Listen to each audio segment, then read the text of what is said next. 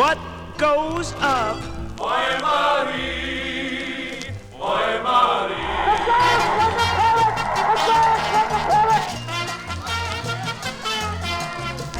Deep in the heart of Texas.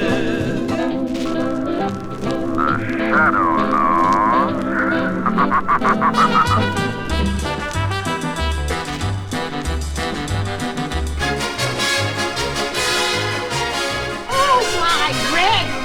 I bet it's Manischewitz. No, lady. I buy strictly American.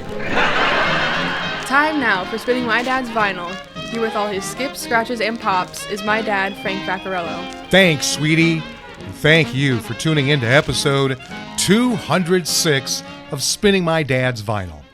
We pull out the second record from this 7-disc box set. This one is filled with an incredible performance of a long piece of music from an incredible composer. The Reader's Digest liner notes for this 7-record box set starts off, quote, "The 19th century was just opening in Vienna when the fist of an implacable genius knocked like destiny upon the doors of music," unquote. They were, of course, talking about the immortal Ludwig Van Beethoven. His symphonies live on in performances to this very day. So, get ready to hear the man who is said to have set music free in volume 206, Beethoven's Third.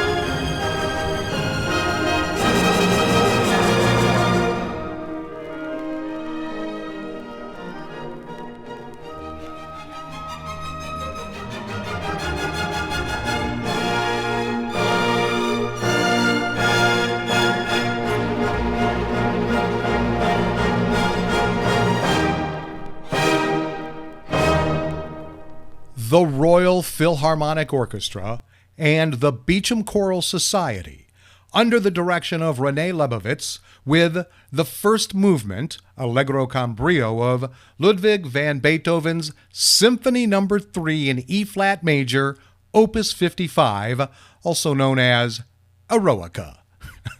That was a mouthful. Beethoven's Symphony No. 3 is one of the most groundbreaking works in Western classical music. Completed in 1804, it marked a dramatic shift from the classical traditions of Haydn and Mozart into the bold, emotive terrain of Romanticism. The symphony's grand scale, emotional depth, and innovative structure, such as the extended development of themes in the first movement and the profound funeral march in the second, were revolutionary at the time. Okay, why this record for this episode? Well, this is one of those box sets I kept missing, and I have no real excuse other than I was enjoying the jazz and other types of music my dad collected. Plus, with the extra long music, it's tough to play some of these classical recordings and break them up into anything that makes sense. I had almost forgotten about this set. But I'm glad I stumbled upon it when I was doing my planning for this season, because we are now on to record 2. These are great recordings, and I've been enjoying listening to them as I continue to digitize them. I'm really excited about the 2 episodes from this box set we'll listen to next year. But because the movements from the Third Symphony are really long, I'm only breaking twice. So, let me tell you about my dad's vinyl I am spinning for this episode. Beethoven, René Lebovitz, the Royal Philharmonic Orchestra, the Beecham Choral Society, the 9 Symphonies of Beethoven, on the Reader's Digest label, number RD46. It's a 7-vinyl LP box set format. It was released in 1966. Its genre is classical, and its style is romantic, choral. Now, there are extensive liner notes inside the front cover of the box set, and there is a very extensive 20-page booklet included with the set. And I want to read just one paragraph from that booklet. The origin of the title Eroica, the heroic symphony, constitutes one of the best known of musical anecdotes. The tale happens to be true to boot. At the beginning of Napoleon Bonaparte's career, when he was still first consul, Beethoven conceived an inordinate admiration for the Corsican. He likened him to the consuls of ancient Rome. He envisaged Napoleon as a benefactor of mankind, courageous enough to strike a blow full in the face of tyranny. But when in 1804, Bonaparte accepted the title of emperor and had himself crowned, Beethoven was outraged to the very core of his democratic heart by what he considered a betrayal of the rights of man. He had just completed the manuscript of a symphony. Now he tore the title page bearing the dedication to Bonaparte. When the work was published, the title had been changed to read, quote, Heroic Symphony for the Celebration of the Memory of a Great Man, unquote. It is said that Beethoven never again could bring himself to pronounce Napoleon's name. When, many years later, he heard of the emperor's death at St. Helena, he is supposed to have remarked, quote, I composed the proper music for this catastrophe, unquote. Now, there's an example of the mix of music and politics from all those years ago. Okay, let's see what prices this record is being sold at on Discogs.com. $59.99 for a high and a $10 low. It gives it a $29.92 average and a $25 median. It was last sold on August 24th, 2024 for $30. I found several on eBay from $20 through $69 and then $160 and then one at $380. I just don't get it sometime. Amazon had copies from $30 to $70. Now, my dad's records in this set are in fair condition, not as much crackle and pop as I expected. It does get in the way of some of the quiet bits on a few of these records, but it's not too bad overall.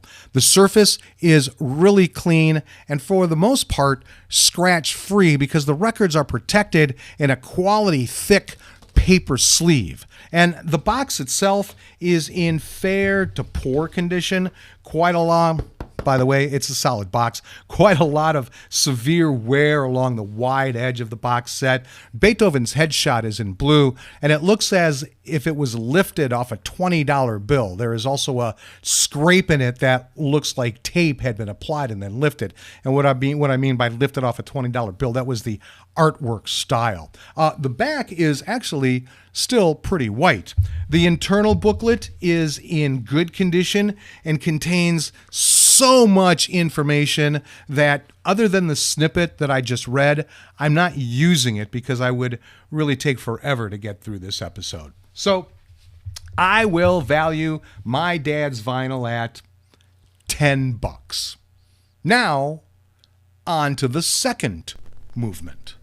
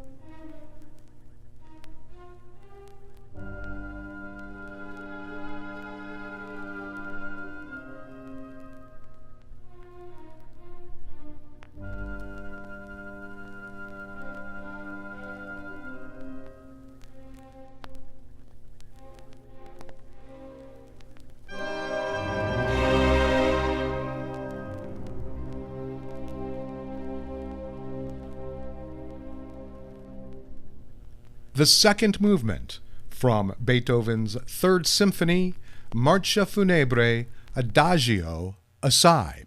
Now, critics from Beethoven's time were often divided over this symphony. Some admired its ambition and power, while others found it overwhelming and chaotic. A reviewer described it as a very long, daring, and difficult composition, suggesting that audiences accustomed to more straightforward works struggled with its complexity. The symphony was undeniably polarizing, but gained respect as it grew familiar to listeners over time. Today, critics universally regard the Eroica as a masterpiece, praising it as a turning point not only in Beethoven's career, but in music history itself. It set the stage for the large-scale symphonies of later Romantic composers like Brahms and Mahler. Time now for this episode's interesting side note, and it has to do with the word opus you hear me throw around when I feature classical music on this show. And I'm not talking about the penguin from Bloom County.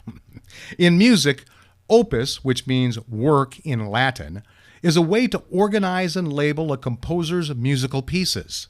It started in the 17th century as a system to help keep track of all the works a composer created. Back then, composers were writing so much music that it could be hard to keep things in order, so they would number their pieces with OP, followed by a number like OP1 for their first published work. This helped musicians and publishers know which pieces came first and made it easier to organize their music. However, opus numbers aren't always in the order the music was written. Sometimes, a composer wrote a piece and didn't publish it right away, or had it published later in a collection. Other times, older works were assigned opus numbers after the composer had already moved on to writing newer ones. Because of this, the opus numbers don't always tell you the exact order the music was composed, but they're still a helpful way to identify each piece. I know, I'm more confused than ever before. Okay. Well, I hope you enjoyed this episode as much as I enjoyed bringing it to you. Of course, I'm most familiar with the 5th and 9th symphonies from Beethoven. We didn't play much of the long-haired music, as people called it, while in the symphonic band in high school. I have seen Beethoven's music performed by professionals. I saw the Cleveland Orchestra in the beautiful Severance Hall perform Schubert's 3rd and Beethoven's 5th this past February. I was so mesmerized by the 5th, I didn't realize 23 minutes had passed when those final notes hit and everyone started applauding. It was everything I had hoped it would be. Now, I don't remember this box set being around the house when growing up, but like I've said before, we kept finding stacks of albums in storage areas that hadn't been visited in decades when we cleaned out my parents' house.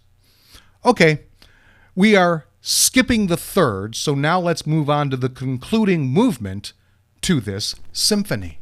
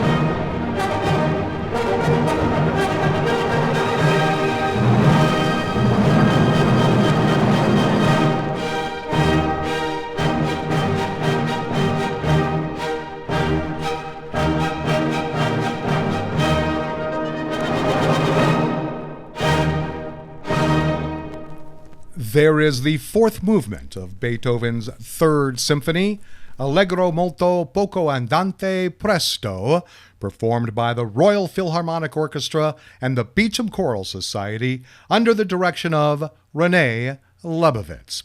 Modern scholars and audiences celebrate the Eroica for its profound emotional impact and innovative qualities. Its themes of heroism, struggle, and triumph resonate universally, while its compositional techniques have influenced generations of musicians.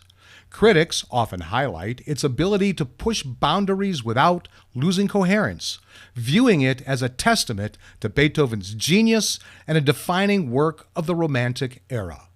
The Eroica remains a cornerstone of the symphonic repertoire, continuing to inspire and challenge listeners with its bold vision and timeless humanity.